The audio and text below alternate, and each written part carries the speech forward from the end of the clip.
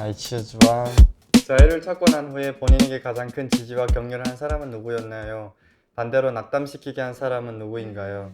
가장 큰 지지와 격려를 보냈던 사람들은 제가 교회를 다니고 있기 때문에 이제 교회에서 좀 가장 처음에 이제 한국에 나왔을 때 많이 이렇게 좀 환영을 많이 해줬고, 그리고 학교에 갔을 때는 친구들이 사실은 저는 좀 좋은 사람들을 많이 만나는 그런 복이 있는 것 같아요. 그래서 학교 때 친구들이 뭐 어디서 왔냐, 너 말투가 왜 그러냐라고 물어보지도 않았고, 졸업할 때까지 그냥 졸업하고 나서 지금 만나서 얘기해보면 알고 있었지만 굳이 그거 무슨 물어볼 것도 아니고 너가 뭐 우리 중에서 공부 제일 잘하지 않았냐 이러면서 이제 그런 얘기를 해서 친구들 가장 큰 지지를 줬고, 그리고 또 떠올려 보면 담임 선생님도 많이 도움을 주셨던 것 같아요.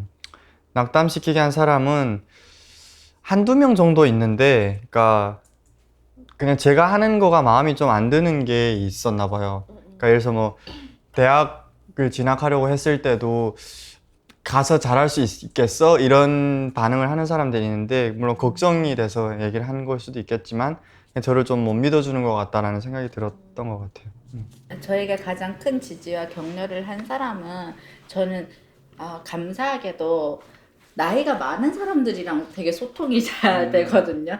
그래서 많이 진짜 저도 교회를 다녀요. 어떤 권사님은 제가 그 대학교 면접 보고 시험 보러 갈 때 같이 가서 막 빕스 사주고 막 이렇게 주변에서 많이 그런 지지를 받고 도움을 받았거든요.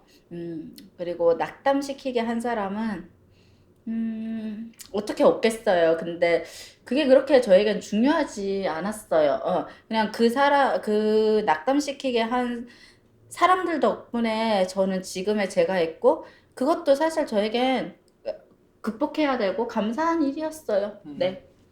저에게 가장 큰 지지와 격려를 보내준 사람은 저희 부모님들이었고, 그리고 이제 첫 선생님들이었어요. 저희가 이제 한국 사회에 와서 처음으로 교실에서 만난 선생님이 있는데, 공식적으로 얘기하기는 힘들지만, 이제 그 선생님이 가장 많은 지지와 격려를 보내줬어요. 왜냐면 내가 이제 한국에 와서 자신감이 없고, 뭔가 모든 것을 모르고 두려울 때, 이제 할 수 있다, 뭐 어려운 거 아니다 라고 하고, 이제 제가